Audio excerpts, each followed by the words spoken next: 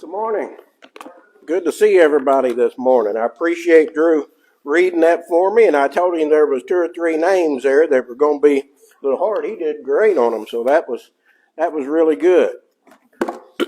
I thought as I began to prepare this lesson this week that it might be a good idea to revisit, I should say, an idea that I have taught on before, not the same lesson, but the idea because of, I guess the times that we're in right now. So it is a familiar topic to us all.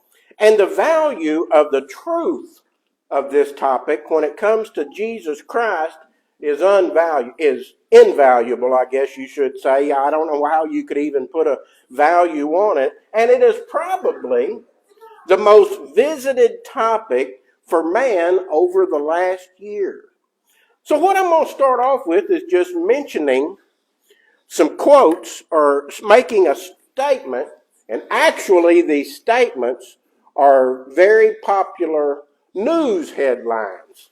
And so if I read the news headline that said, "On day one," what would you think of?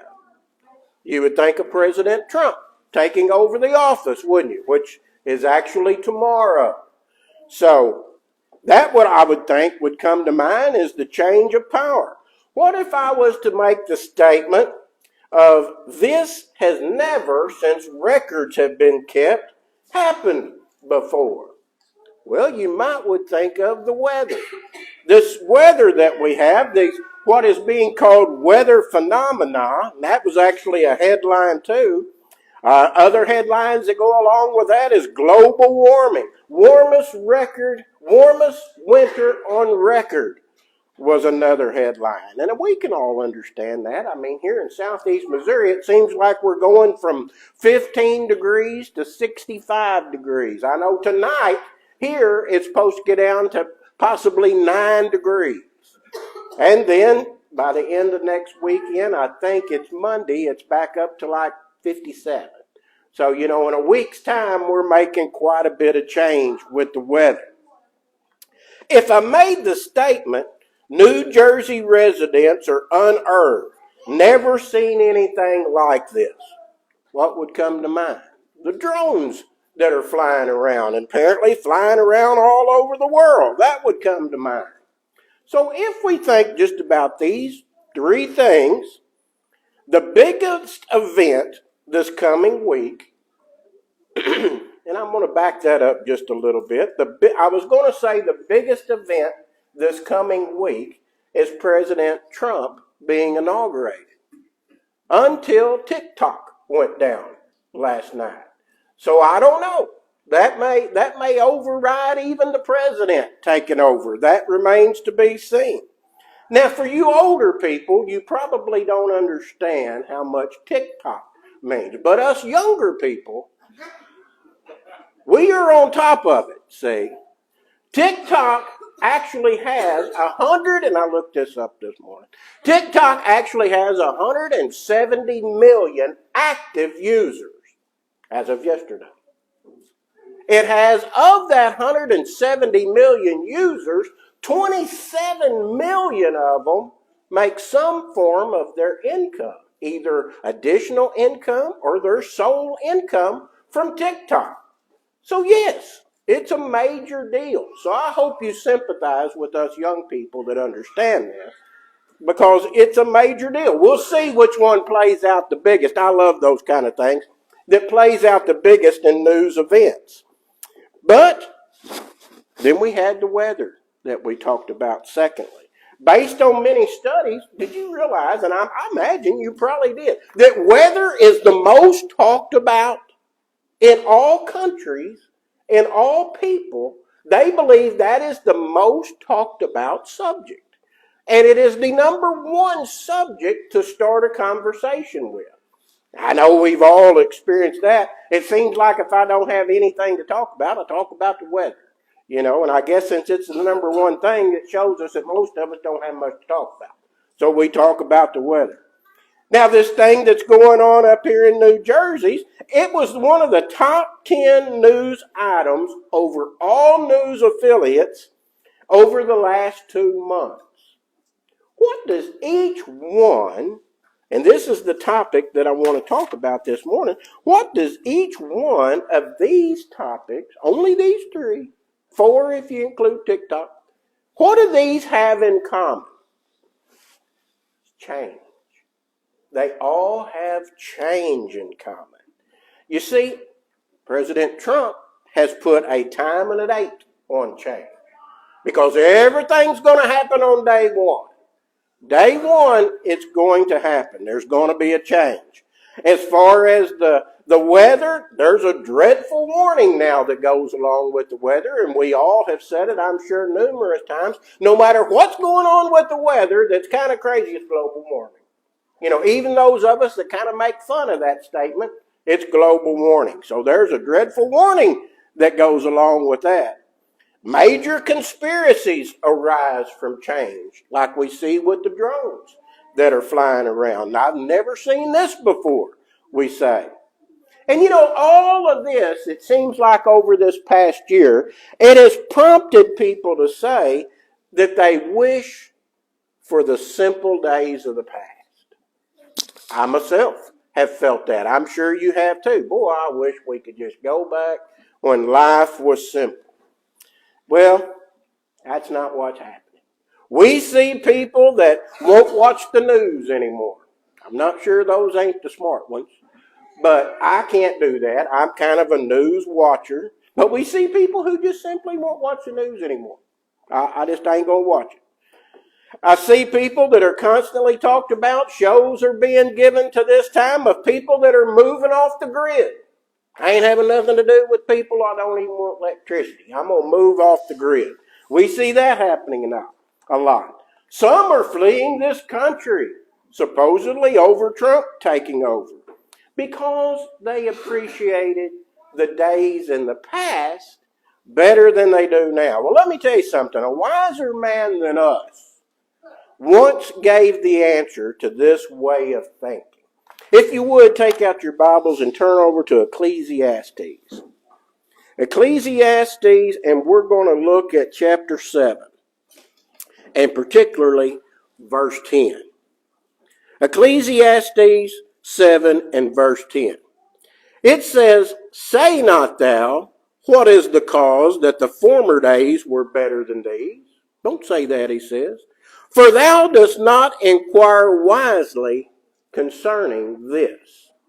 Now the second part of that, if we look at another translation, it says that for you don't know, explaining his statement there, for you don't know if they were better than these. In other words, don't admire the days of the past so much because you don't know that they were better than these. And I have a feeling this man that said that, the smartest man that's ever lived, he was right. We don't know what those days were like. You know, all good things that we can think of in past history, yesteryear you might call it, come along with their own share of bad things. That simple life, as we say, had its own share of bad things. Absolutely, some of the things in the past, when you leave out some of the things that seem to have complicated life today, that is a good thought. There were good things in the past.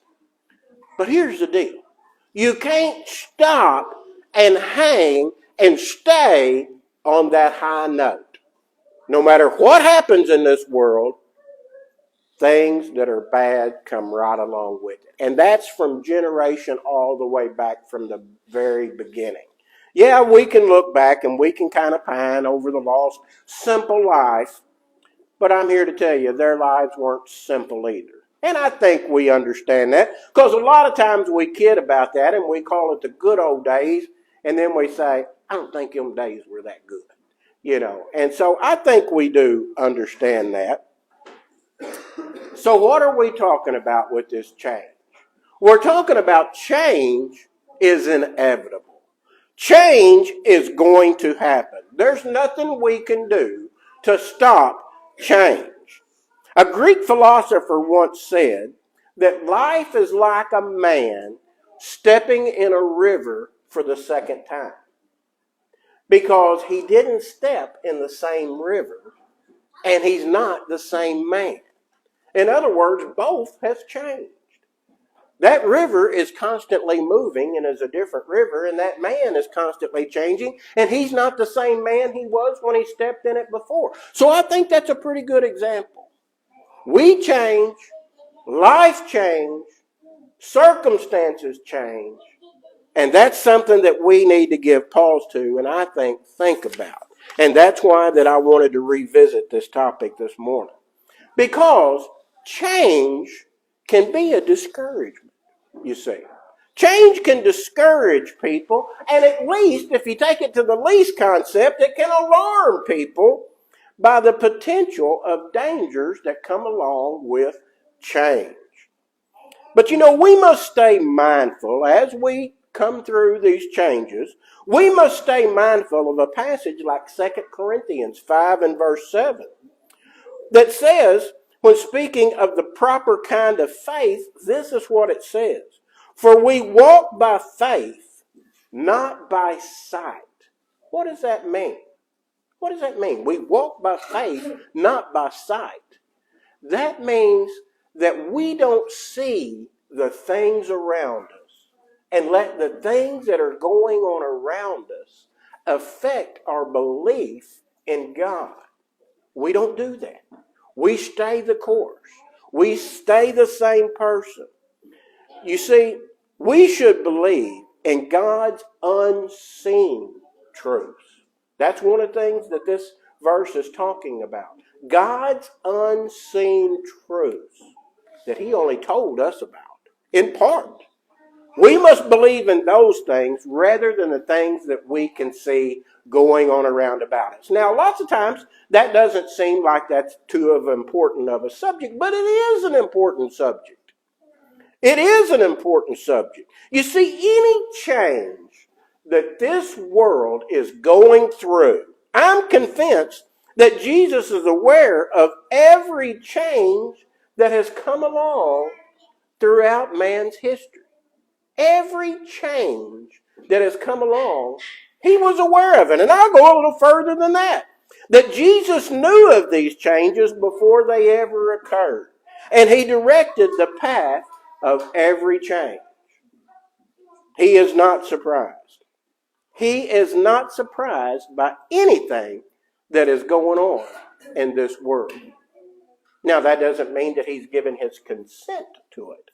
He doesn't like it any better than me and you, but He's aware of it. And that's a very important thing. You see, we have to be very, very diligent not to let change us. Change cannot change us. Let change make its changes to this world. Let it do that. But we remain the same. We remain the same. Where have we heard that? Let's go a little further. Not only where have we heard that, but who should we follow for our example? Well, let's read Hebrews 13 and verse 8.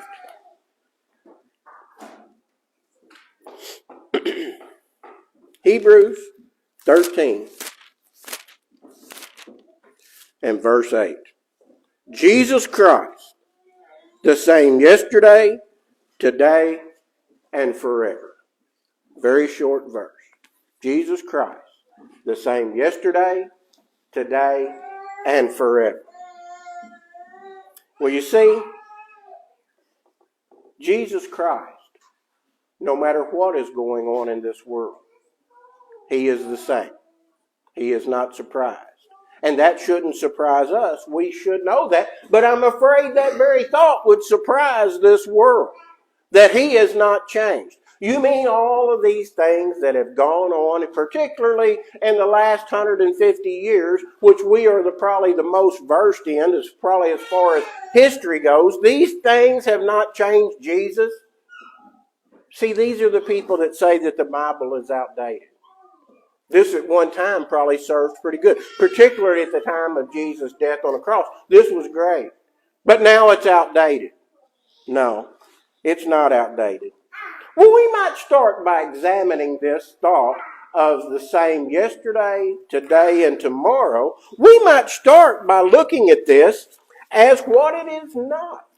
What does this not mean? Well, it does not mean that Jesus always does or has done the same thing. Jesus is not a robot.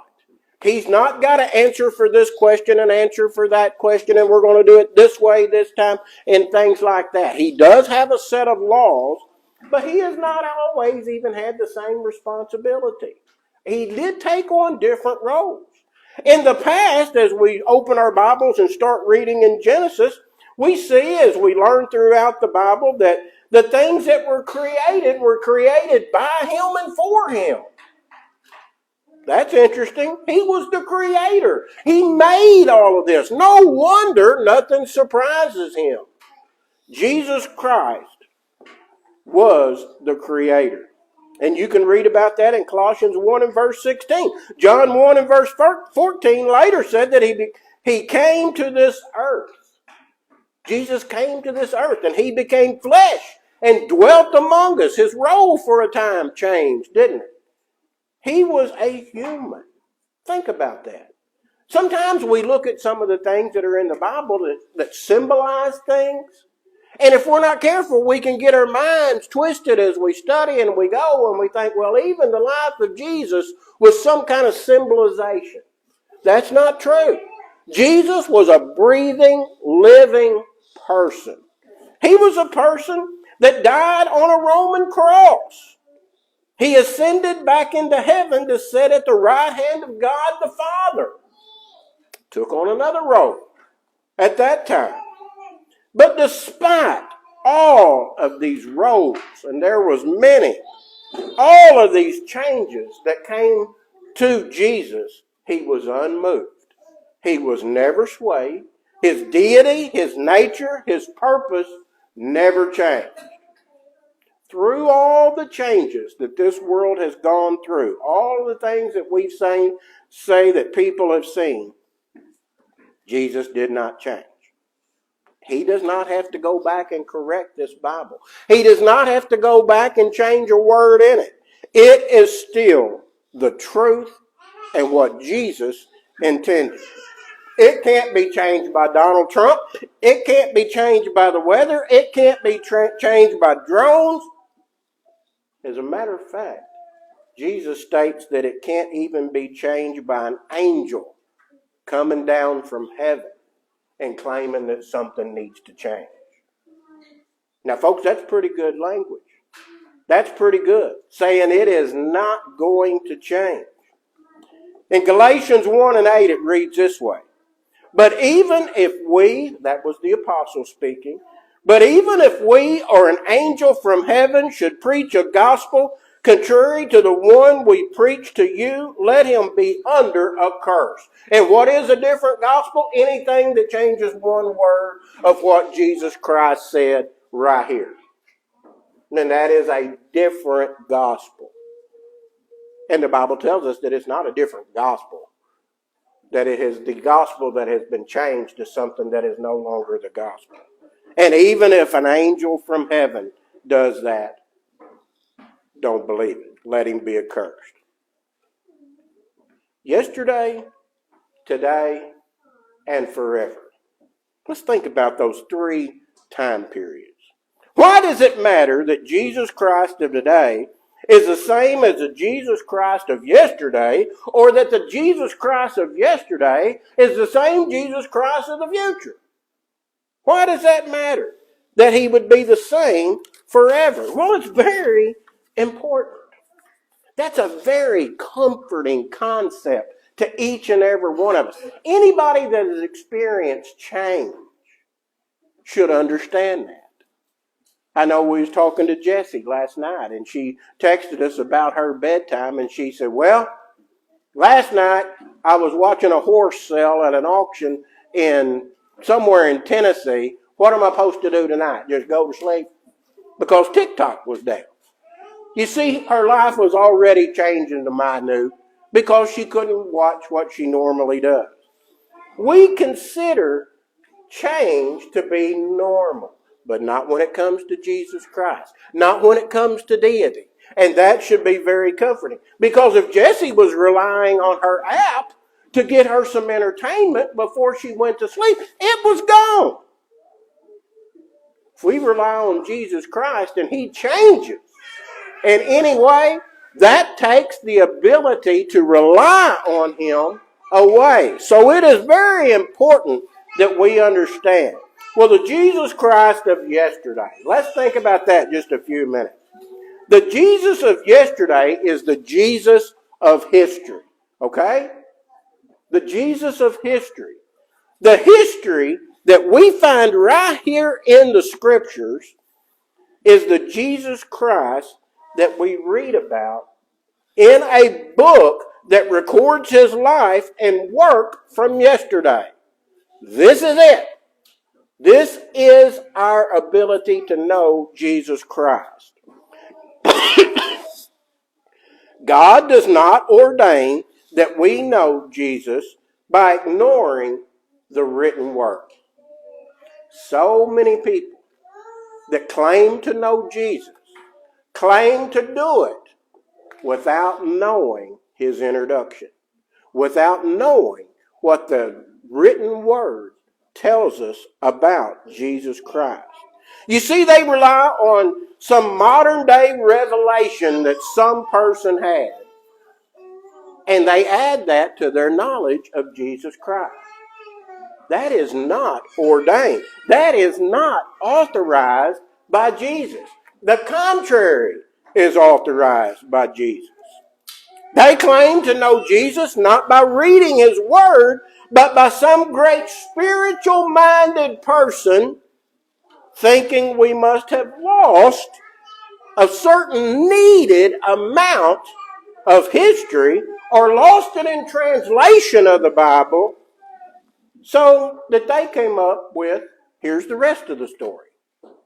Here's what must have happened. And we see that a lot. If we stop and think about it, it is rampant to what people add to the Bible when it's not supposed to be one jot or tittle, not one word added or taken away from the Bible. Jesus is telling us everything that I gave you that you need to know and can handle at this time is right here, and it will never leave you. That is important for us to remember, so that everything that we see in this world, everything that we see, that we hear, that this is what we are looking at, if it is contrary to what this says, then that's not what we're seeing. That's not what we are looking at. You see, not even by some fallen angel's deception, even to that extent, are we supposed to believe that. What has been said in history, this is our history, what has been said in history overrides any and all of these other things. So what about the Jesus of today? We know the Jesus of yesterday. What about the Jesus of today? Well, the Jesus of today is the one we serve and follow. He is not some archaic, dead, or outdated figure at a time gone by. That's what the general public wants to make Jesus out to be. I mean, how many times in my lifetime have I heard somebody say, well, Jesus was a good person, but he has become outdated? That don't make sense. That's if you had a Jesus that changed. Now that sounds contrary. But when you have a Jesus that refuses to change because there is no need for him to change, that's when it's special. That's when it's important. If we had a Jesus that was changing, that would mean what? He needed to change. He was wrong. He was not all-knowing. He was not following the commandments of his Father. Something somewhere went wrong because Jesus had to change. No. He says, I don't have to change. So the Jesus of today, he's the one that we know from the Scriptures. The exact same person. He is the one who healed the sick and condemned the hypocrites. Same type thing goes on today. He is the one who showed mercy to the woman caught in adultery. Remember, we talked about that last week. He showed mercy to her. And he is the one that outlined marriage as one man and one woman. We've had that lesson before too. He is the one who taught us about love and the necessity for obedience. He taught us about that. He is the one that the devil tempted 40 days and 40 nights.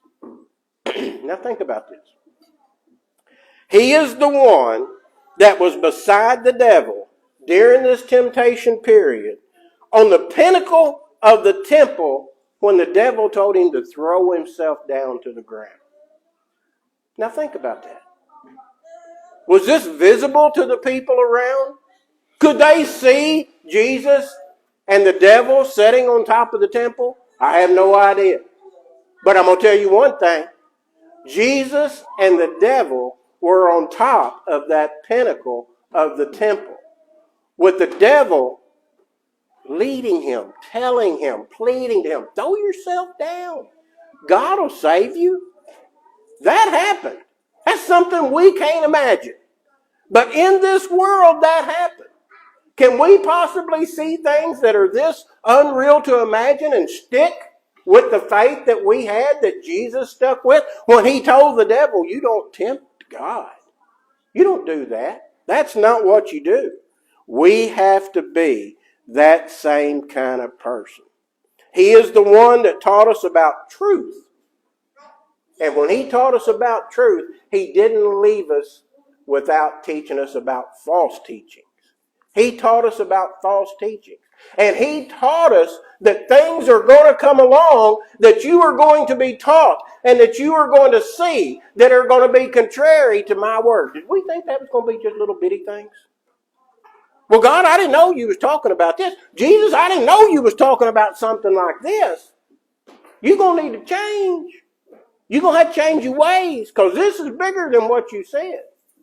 No, it's not. Nothing surprises our Creator. He created it all. He is the one that taught us originally about false doctrine. He is the one that taught us about false teachers. How we are going to see things that are contrary to his word. And how we just don't go along with that. We stick to what is real. He is the Jesus of today. The same one who said that the only way to the Father is through me. Now, how would you like to be tied to the only way to the Father, the only way to go to heaven, is to be tied to this Jesus who's constantly changing his mind? Constantly changing his ways. And saying, well, then, okay, man did this, so now we'll do this. No. You see, man changes. Man changes daily. On day one, man changes. Jesus does not change. In that, we can put our faith. So then you got the Jesus of forever. The Jesus of tomorrow. This is the Jesus that we rest all of our hope on. It's very important that there is no change. Jesus is the same forever, the Bible tells us. The one not surprised by the events of this world. He's not swayed one bit by the events of this world. We shouldn't either, because he told us to not let things sway our thinking. The Jesus of the future is where our everlasting joy hangs. Are you tired of sadness? Are you tired of the sadness of this world? Are you tired of the changes that come along and you pine for the old days? Ecclesiastes, the writer told us, don't pine for the old days. Pine for the future day. Pine for the future day of being with the Jesus of the future, the Jesus that's the same forever. That's where you want to go. And that's what the Bible tells us our soul actually does. It longs for a better place, a better time. That's where we need to cast our... Now, you would talk to the general public in this world, and they say, boy, ain't you sick of the news? Ain't you sick of the government? Ain't you sick of this and sick of that? And you say, yeah, I'm really looking forward to the future.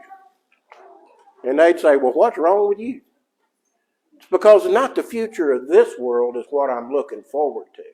It's actually the future of leaving this world. And I'm not talking about human death.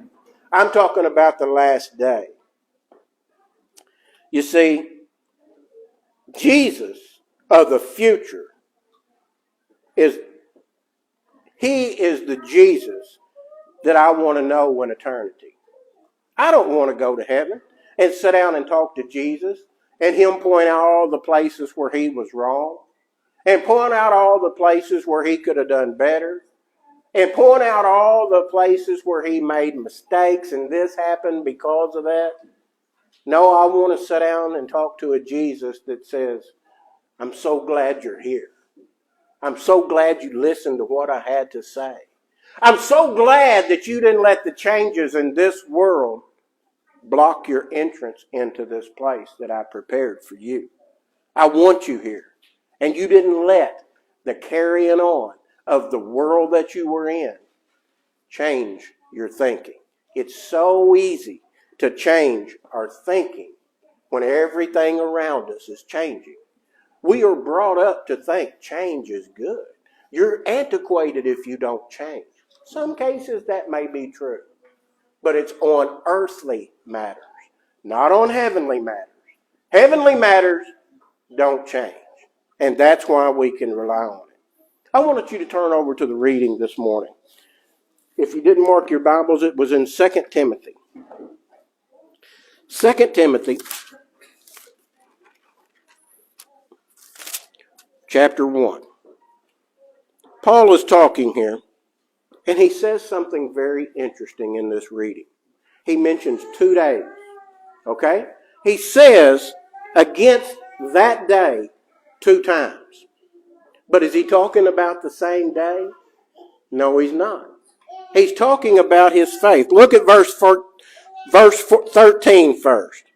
He says, hold fast the form of sound words, which thou hast heard from me, in faith and love, which is in Christ Jesus. Now let's back up one verse. I wanted you to see that he says, hold firm to this thinking. Hold firm to this thinking from when? Look at verse 12. For the which cause I also suffered these things. Nevertheless, I am not ashamed for doing that. For I know whom I have believed, and am persuaded that he is able to keep that which I have committed unto him against that day. What day is he talking about? He's talking about the day that he believed. The day that he repented and became a Christian. The day of his commitment to Christ. He's saying don't let anything sway that. Let's go a little further. Jump on over to verse 18. Even though he's talking about Onesiphorus here and his well-being in the whole scheme of things, he could very well say the same thing about himself or you or me that is a Christian. Look at verse 18. He said, the Lord grant unto him, talking about Onesiphorus, grant unto him that he may find mercy of the Lord in that day, and how many things he ministered unto me at Ephesus. Find mercy on him in that day. What day is he talking about there? He's talking about the final day for Onesiphorus. The judgment day. He's saying, I hope he finds mercy in that day. So if you put the whole reading there together, what is it saying? It's saying exactly what this lesson is saying. No matter what you face in this world, no matter what you see in this world, no matter what you're being told that you are looking at, do not stray from what I have told you. Nothing is surprising me. And if you do that, you will be in the right place on that final day. All the way from the day you first believed until the last. The lesson is yours this morning. I hope that you have enjoyed the lesson, and I hope you can take this lesson and apply it to yourself. Because we all see things different. We all come into contact with things that we see, with things that we believe. And most importantly, with things that people try to trip us up with and that people want us to sway and change with this world's changes. Don't let this world's changes sway you from where you're supposed to be. If there's anything that we can do for you this morning, if you are not a child of God at this time, man, there is no better time than to become a Christian right now. Right now is the time. Maybe you're a person who has kind of strayed away from the things God has told you. The changes in this world have kind of pulled you away and you've changed your mind on some things. Maybe not about the doctrine, maybe about not any teaching that you have read, but maybe just about the importance of where you're placing your priorities according to that. We can pray for you and strengthen you, give you counsel and help you with those things if we know you are facing those things. If there's anything that we can do for you this morning, let us know what we can do as we stand and as we sing.